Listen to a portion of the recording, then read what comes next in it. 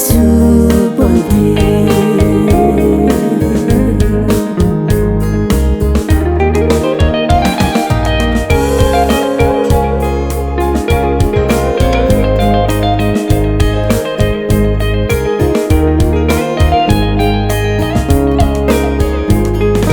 Tiếng say xin bằng dịp xuống rìm rìm bằng khâu.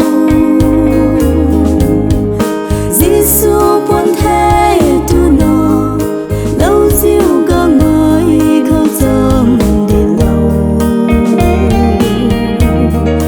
Tình câu buồn cho càng đãi lời ni hiếm đãi càng đều tu nọ thoa nề.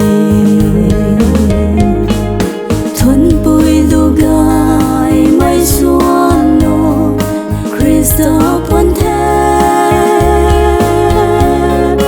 Có rong riêng to bó bùi nôm đó là khê.